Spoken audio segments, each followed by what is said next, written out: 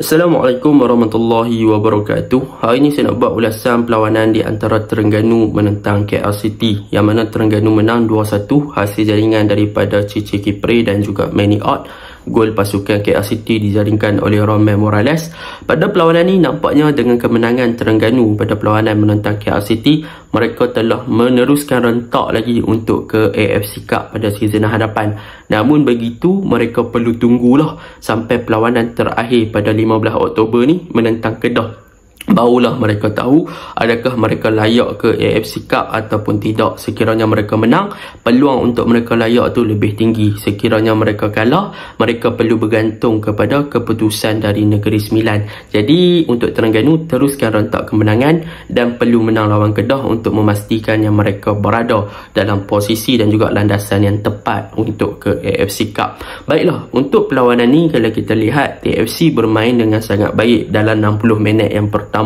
Tetapi masuk minit 65, masuk minit 70 ke masuk ke 90 minit tu, kita boleh nampak yang KL City lebih dominan lah, lebih menyerang pasukan Terengganu, dan mereka hampir-hampir menyamakan kedudukan dengan gerakan-gerakan berbahaya yang dilakukan oleh bahagian serangan pasukan KL City. Namun mereka bernasib baik apabila banyak pergerakan-pergerakan yang dilakukan oleh KL City gagal dimanfaatkan dengan baik oleh bahagian serangan yang diketuai oleh Romel Morales, yang pemain yang baru masuk seperti Hakimi, Paulo Josue dan sebagainya. Baiklah, tanpa membuang masa, mari kita masuk ke dalam ulasan perlawanan. Untuk ulasan perlawanan kali ini, saya akan mulakan dengan pasukan Terengganu. Apakah perkara yang saya suka tentang pasukan Terengganu pada perlawanan ni?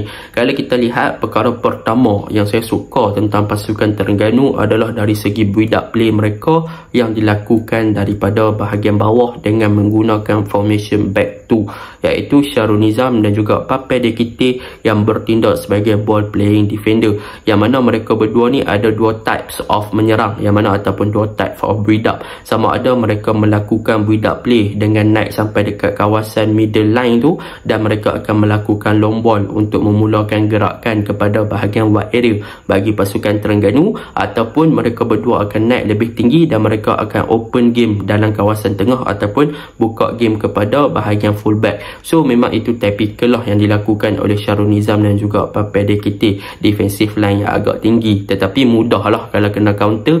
Memang benda tersebut akan menyebabkan pasukan Terengganu agak menjadi ancaman dan juga bahaya. Tetapi secara overallnya daripada segi transisi semalam boleh nampak lah yang mana daripada segi transisi build up dan kedudukan mereka ketika di counter, Pape Dekite dan juga Syarul Nizam ni mereka cepat untuk react dan mereka cepat untuk kembali kepada defensive structure mereka ketika di counter. Jadi mereka boleh membentukkan diri mereka untuk menyerang dan juga membentukkan diri mereka untuk bertahan dengan cepat. So benda tu yang penting lah apabila bermain dengan defensive line yang tinggi dan mereka bermain dalam kedudukan yang ofensif dengan menggunakan dua ball playing defender. So benda tu agak berisiko, tetapi nampaknya Pape Dekite dan juga Syarul Nizam mampu menunjukkan aksi yang lebih baik pada perlawanan semalam, sama ada dari segi membantu build up ataupun sama ada dari segi bertahan. Jadi itu yang pertama. Yang kedua, still lagi dalam konteks build up play, yang mana kalau kita lihat untuk game ni,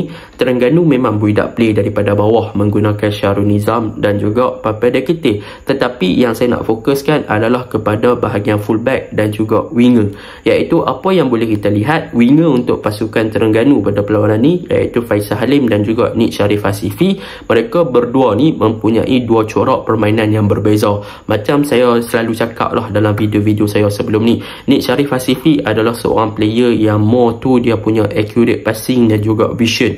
So penggunaan Nik Sharif ni lebih kepada untuk penlibatan beliau dengan hantaran-hantaran ke dalam kotak penalti lah ataupun ke dalam di box. Dia punya distribution, dia punya passing dan sebagainya, crossing, berbanding Faisal Halim. Faisal Halim ni dia adalah touchline winger. Dia adalah seorang winger yang suka untuk glitch, dribble, yang suka untuk pegang bola dengan lama, beat seorang dua pertahanan lawan baru passing dan sebagainya. So kedua-dua pemain yang bermain dengan keadaan yang berbeza.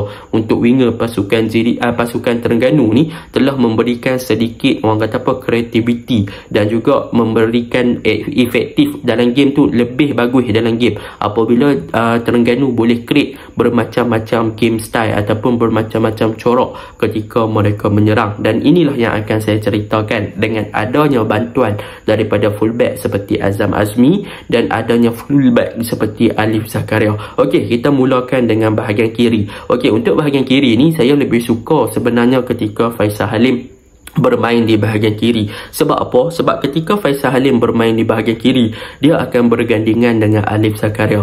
Jadi untuk dua perkara ni, apa yang kita boleh lihat sebenarnya, sekiranya Faisal Halim bermain di bahagian kiri ataupun sebenarnya Faisal Halim bermain di bahagian kanan pun, Coach Nafuzi akan menyuruh Faisal Halim dan juga pemain-pemain fullback yang bermain bersama dengan Faisal Halim akan buat benda yang sama. Iaitu apa? Iaitu kalau kita boleh lihat, dia ada dua corak ketika Faisal Halim berada di bahagian sayap ataupun ketika Faisal Halim di bahagian kanan ataupun bahagian kiri lah. Apakah corak tu? Kalau kita lihat untuk game ni, Faisal Halim kalau dia berada di bahagian kiri ataupun berada di bahagian kanan, sekiranya Faisal Halim berada di bahagian bawah, di bahagian fullback, ataupun Faisal Halim akan masuk menjadi player yang menjadi fast winger, iaitu beliau akan bawa bola masuk ke tengah. Kalau kita tengok untuk game ni, memang Faisal Halim typical dia akan masuk ke bola ataupun masuk ke bahagian tengah untuk penetrate bahagian ataupun untuk melakukan serangan ke arah pasukan KL City lah. Jadi apabila Faisal Halim dia masuk ke bahagian tengah, dia akan drop lebih ke bawah ataupun dia akan naik lebih ofensif ke bahagian hadapan.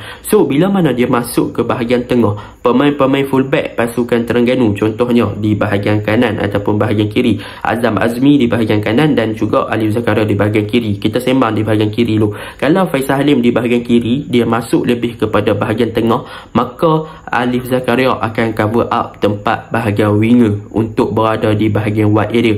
Sebab apa? Sebab mereka akan memastikan yang Faisal Halim boleh stretch out ataupun boleh tarik defender ataupun fullback pasukan KL City untuk masuk lebih ke bahagian dalam ataupun lebih narrow ke bahagian tengah lah.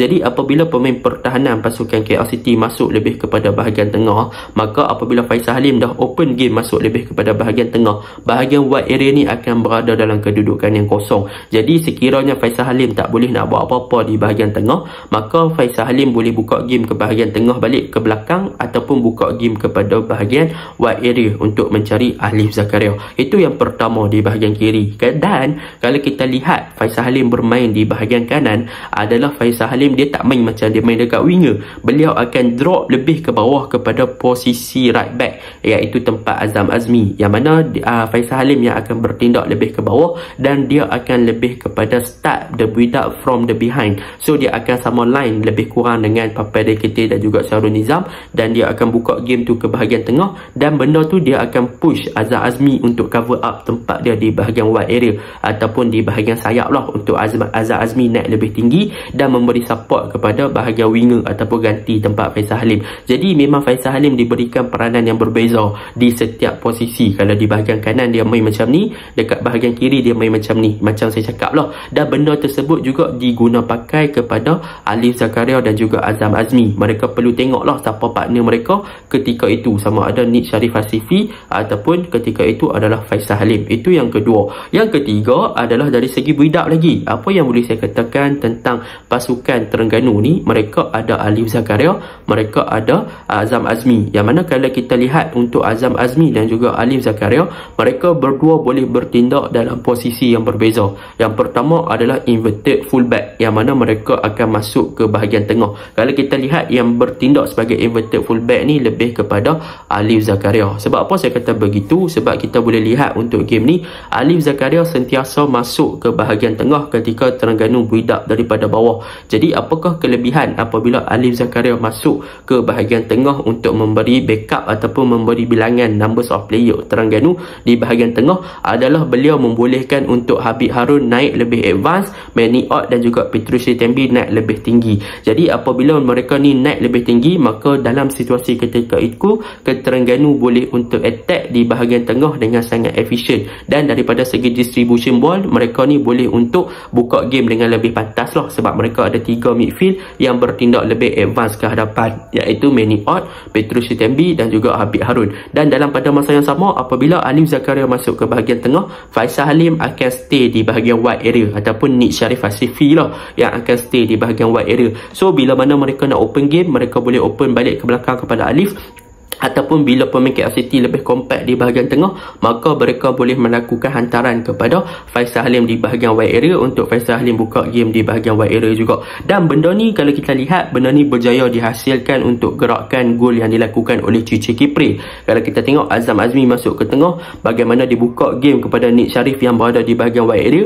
Dan Nik Sharif untuk game ni, macam mana yang saya cakap tadi, dia menggunakan vision dan juga passing accuracy dia yang tepat untuk mencari Cici dan berjaya menjaringkan gol. Itu adalah satu taktikal yang mantap lah daripada pemain-pemain atau daripada coach Nafuzi untuk menentang KL City semalam. Dan yang seterusnya, apabila berbicara tentang Terengganu ni, kalau kita boleh lihat, mereka punya midfield memang sangat-sangat solid, iaitu Habib Harun, Manny Ott dan juga Petrus Sitembi. Macam saya cakap tadi, Habib Harun akan bertindak sebagai holding midfielder, tetapi sekiranya mereka dalam kondisi ataupun dalam situation dah bermain sebagai inverted fullback, maka Habib Harun dia akan move forward lebih kepada advance untuk memberi backup kepada Petrus Sitembi dan juga kepada Manny Ott. Dan benda tersebut memang berjaya untuk dijalankan tugas dengan sangat baiklah. Untuk Petrus Sitembi pada perlawanan ni, boleh dikatakan beliau bertindak dengan sangat cemerlang sebagai wide attacking midfielder untuk memberi backup kepada pemain-pemain di bahagian winger seperti Faisal Halim, seperti Nik Sharif Hasifi, dan Manny Ott juga bertindak lebih kepada playmaker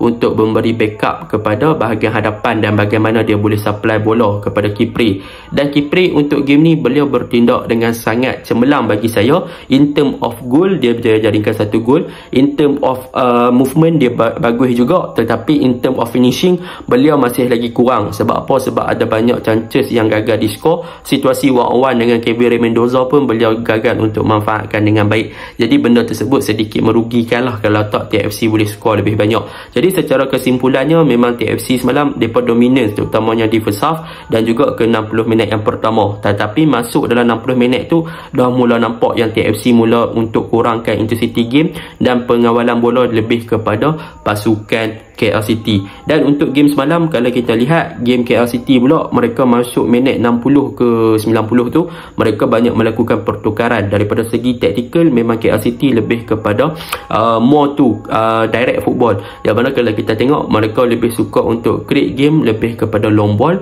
dan benda-benda tersebut berjaya dilakukan. Tetapi sayang, ada banyak gerakan dan juga attacking style mereka gagal dimanfaatkan ataupun gagal di-execute dengan sangat baik, menyebabkan pasukan KL City gagal untuk menang lah pada perlawanan semalam. In term of defensif, memang goalkeeper mereka Kevin Mendoza bagus, dan in term of menyerang pun mereka bagus, tetapi mereka gagal execute lah. So TFC memang layak menang lah. Okay, itu je ulasan saya. Assalamualaikum.